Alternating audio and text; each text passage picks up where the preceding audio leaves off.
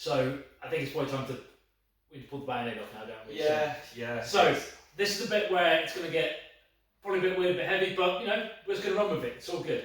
So the theme of the gig is For Absent Friends, and the initial impetus for it, because Joe and I both know Gaz and Jake for years and years and years, the guys who run Heel Turn, who are putting on the show. Jake, who's now the booker here at Corporation.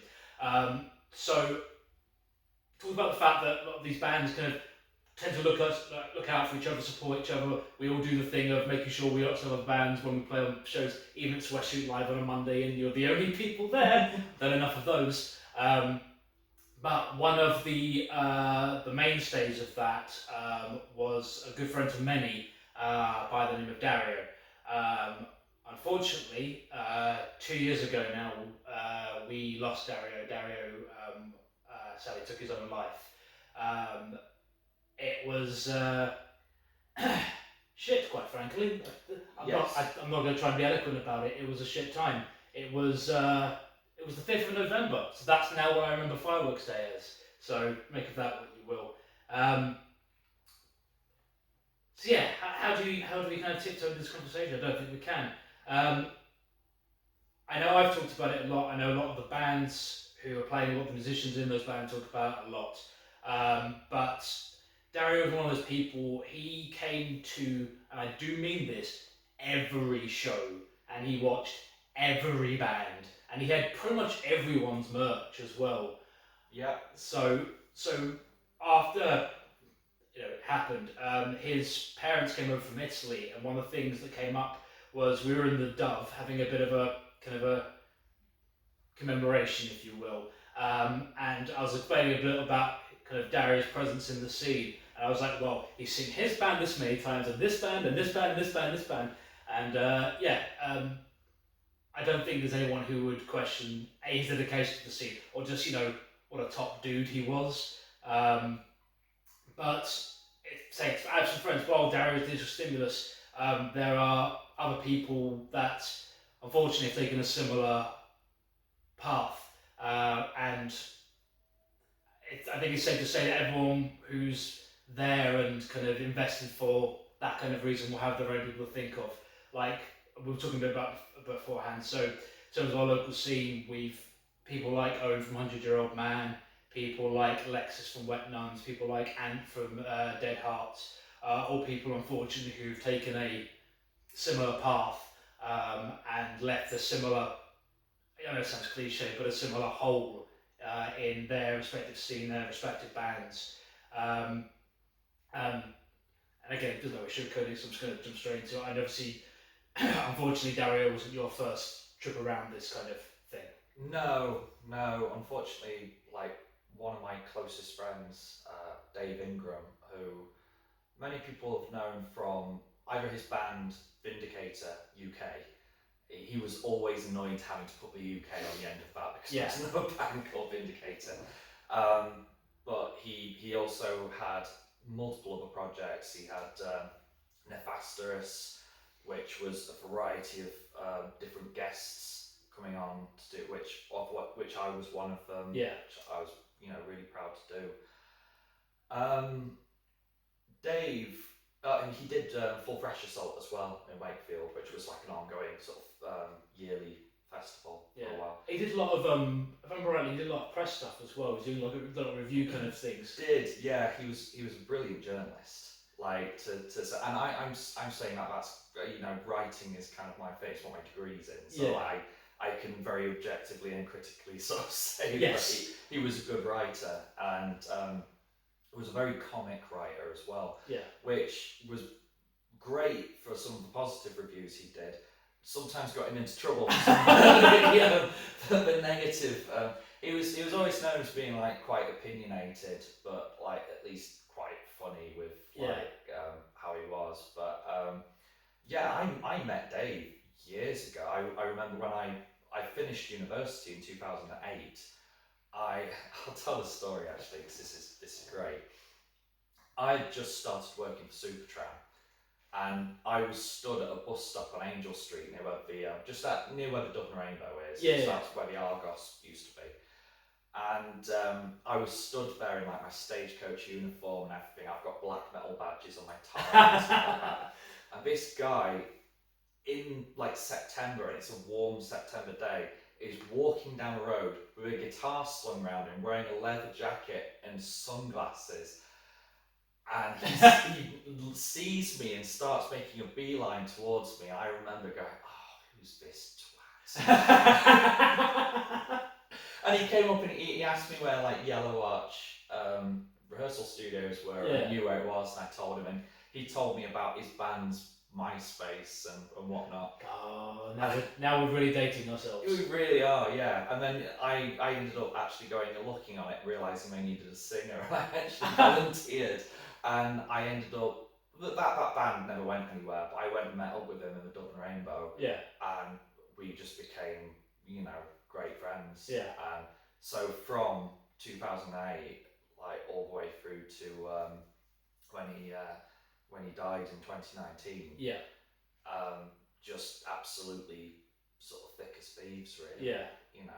He was 4 years younger than me, but he always did me the solid of looking about 20 years older. Yeah. That's very generous. A good wingman. Yeah. I mean, there's a lot of parallels with Dario here, in that Dave was always incredibly supportive in his own way. He was quite sort of verbose and he'd take a piss and everything, but it's one of those things where he was always the first person to kind of call if you were ever in trouble, if you're ever down about anything or anything like that. So, and actually, strangely enough, to link into everything we're going to talk about, back in 2013, when I was walking to work, I actually found a body.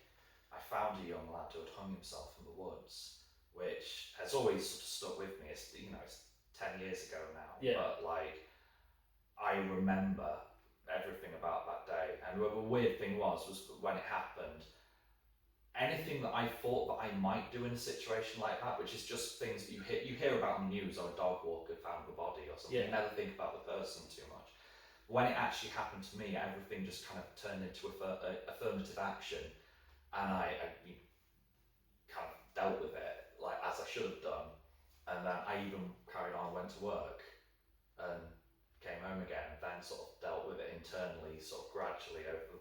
But the first person to call me when he found out that happened was Dave. So yeah, it's one of the things, people don't really have phone calls very often anymore. No. Dave used to phone me about once a week, and we'd talk for about an hour, putting the world to rights. So yeah, it's one of the things that I miss more than anything. Is that, because the phone just doesn't ring anymore. Exactly. Yeah. So, but it's on a similar level with Dario, where it's one of those things that's such a constant. Yeah. You go to a gig, Dario's going to be there. And he's usually the first there. Yeah, absolutely. He's almost always the first there. In fact, because we were both judges for Masters, I always knew Dario was going to be there. And Dario always had a really good take on everything as well. So but I find it's you tend to think about these things a lot more after the person is gone. Yeah. And there's so many things that are such constants that you don't even think about them at the time. Yeah. There's plenty. Dave phoning me once a week, virtually once a week. Yeah. And then there's the tiny little things that you did, but you can't. Whenever we used to hang up the phone, we wouldn't sort of say, "Oh, bye, see you later." we would literally go, and I have no idea how that developed, why that came about, or it just happened one time and then it stuck. And then if you think about that, and you're kind of that ridiculous thing is now going to be I'm never going to have. And if I try and explain that to someone, and it's oh, there's this silly little thing that me and Dave did. It just sounds stupid, but it's little things like that I think about that I kind of miss. Yeah. Similar kind of thing. So one of the glorious things about Dario was he was a really analytical kind of guy. One of these kind of like rate the music, will rate everything he's ever listened to and give very thorough descriptions of it.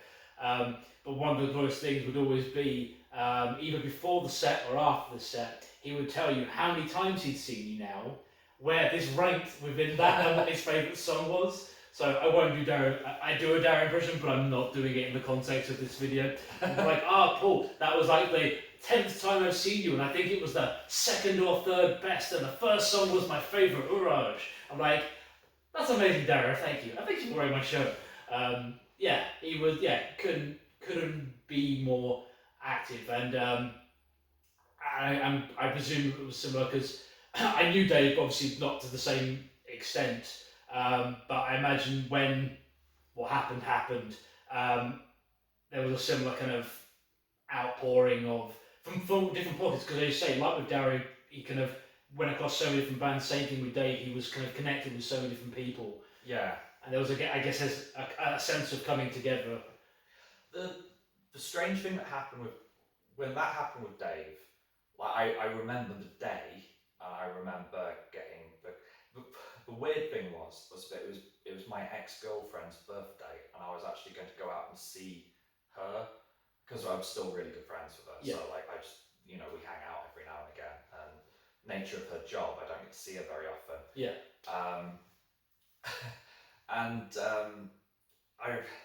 Sorry, I just remember something that she said, which I really can't say on camera. Not related to this, just Yeah. When it happened, it didn't feel real, and it didn't feel real for quite a long time. And I remember I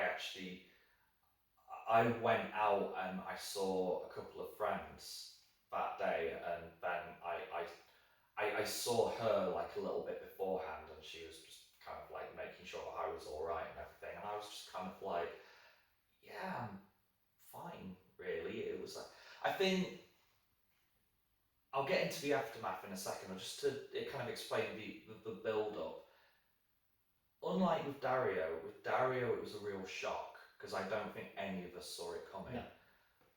With Dave had a lot of issues beforehand, and Dave had quite openly talked about suicidal ideation and things like that, to the point in which I'd been up at his house like before and just sort of sat with him and been talking to him and everything. You get to a point where I made him laugh and stuff like, and you sort of like you kind of feel like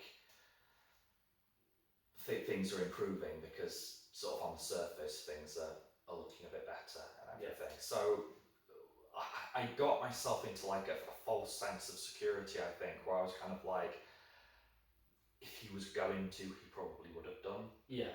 And then, so when he actually did, it was still like a big shock, and it took me quite a long time to actually let it sink in. One of the main problems was that I kind of get this feeling like you expect this ton of bricks moment to suddenly hit you. There's going to be something's going to happen, you're going to realise something, all of a sudden you're going to, it will hit you and you'll have like a big emotional moment, you'll cry and everything, and then it will be over. It will literally be like pulling off plaster, and it's like a sudden thing, and then you'll be able to move on. And it doesn't work like that. The way I would explain it is that losing someone in that way, it's a little bit like if you get your pinky finger cut off, or like the end of your pinky finger cut off. You're going to be able to carry on with the rest of your life pretty much as normal, but there's going to be this one thing that isn't there. Yeah. And at the beginning, you're always going to be very aware of it, and then even years and years later, like now, you'll occasionally brush against something and you'll realise it's not there. Yeah. And that's kind of how it feels to me. So it was kind of like the whole grieving process, which I won't go into exactly what the context was, but years before I've been through something similar, like in terms of like the same sort of level of grief. Yeah. And I sort of felt like, because I had that experience when I was young, I would be able to deal with it better. But what it was actually like, it was like getting run over by a car slowly. Yeah. It was like, you don't get suddenly hit by the car, you just, it's sort of like, almost like a comedic sort of steamroller kind of like going over you. It's like a bruise that just sort of like throbs. It's quite, it's difficult to really sort of quantify exactly what it is. So you sort of bimble along with your life, and you don't really like the way in which people often are with you as well when they know, because everyone knew that Dave was like one of my closest friends. There was a lot of people who knew him, but probably weren't quite affected in the same way that I was, or a few other people were who were very close to him were. So they kind of felt a duty of care towards me. Yeah. But the way in which a lot of people will deal with you is they will try and distract you from it, because they're kind of like, well, we don't want Joe to be sad, so let's, so I ended up going out a lot and drinking a lot, and generally sort of in that moment being quite happy and quite joyful. And then there's all the times in between where I was very blue and and didn't really know how to deal with anything. And it took me several years. I mean, to say that coming up in January, it will be 5 years since Dave died. And I think for the first 2 years, like 2019 and 2020, I was in a really bad spot. And it was the end of 2021, quitting drinking, which really saved me. And then I was kind of able to, once I kind of got that major thing out of the way, which had been a problem before Dave, like it had been a problem for probably about 12 years. I was kind of able to start moving on and sort of improving other aspects of my life that I couldn't manage whilst I was, well, let's face it, drunk most of the time. So like, and when I wasn't drunk, I was kind of like morbidly hungover, or just feeling incredibly blue because I was exhausted, because I was constantly drinking all the time and everything. So I think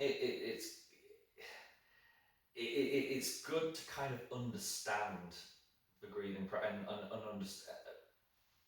understand how it can quite physically affect you as well as mentally, because I became a big fat bloated mess of drunkenness and sorrow. I just kind of had to lift myself out of that, and luckily I did. But and all power to you for that. So thank you. It's been quite a journey. I sort of wish, because right now I'm not making it about myself too much, but like I'm sort of in a position where I really should be much further on in my life than I am at the age of basically in my late 30s. But I sort of look back on the last sort of 5 years and think, well, the alternative could well have been that I wasn't here at all. You could be having this conversation with someone else about me. So I'm just sort of, so in terms of a lot of it, in terms of Dario and Dave and a lot of the other people we've mentioned, I can heavily relate because I've sort of been there before myself, and in part the choices that the choice that someone like Dave made impacted me. I didn't take it personally because there was no part of him that felt like, knew that it was going to impact me in that way, or had even, that's probably the wrong way to put it, he didn't want it to impact me in that way. He may well have been aware that it would impact me quite, but you have to understand that when people get to that point, they're not thinking about it in terms of, this is a choice. They're thinking, this is the only thing that I can do really to alleviate myself. So Well, that all kind of links into kind of my experience of dealing with everything. So because you were one of the first people I spoke to about when obviously the news broke and once people found out about it, because it came via the bowel camp. In fact, that's how the news kind of ended up breaking. Um, and I remember you telling me about the fact that in your experience there wasn't this kind of, again, in the movies there's always like this thing, like they have a prompt, like they'll go through a picture or see a picture and then this flood of memories and then you'll be, Yeah.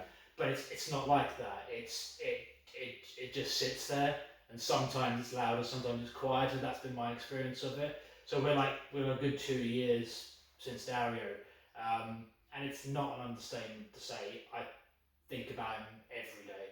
Yeah. So on my desk, I've got a picture from when myself, my wife Kathy, Gaz, who we talked about, and Libby, we all went to Gizzard Fest over in Rotherham, Yeah. Boscaloy. The one where like all our friends played. Bowl played, and 100-Year-Old Man played, and Tuskar played, and Boscaloy played. It was a cracking day. But yeah, so but that picture's almost just so, yeah, he's never far from my thoughts. And I don't know if you've got an equivalent of this, but it's not really, it is the thinnest of silver linings for something so tragic. But one of the nice things that has come out of this is I got to finally meet his sister, who we always talked about so highly, and we've become good friends as a result of that. And I like to think that in part it's because I've been able to help her through it, but I'm sure in part it's also that she's been able to help me through it. Yeah. I won't kind of, yeah, I'm not going to pretend I'm bulletproof by any stretch. I did have a point I was getting to, I'm sure. But yeah, not having that, having that. The thing I learned, one of the big things I learned was that as I'm sure of you, I've lost people prior to this, like older family members, some teachers at school who are a bit older, but I've never, it's my first experience of grief, like Yeah. proper, like, because there's the funeral, you're sad, you cry, you go to the wake, you try and lighten the mood, and then you manage to move on. But with this, it's 2 years later and it's still basically as fresh as it ever was. Yeah. Which I appreciate. It's not a very healthy way of like processing things, and I'm working on that. As a quick interjection from this, one thing Joe and I talked about beforehand was how far down the proverbial well we would go, and we said we'd just talk and we'd just see where we got to. And also talked about what was and wasn't on the table to talk about. And from my perspective, it's pretty much everything. So we'll talk about this kind of stuff. Let's just look at it. So.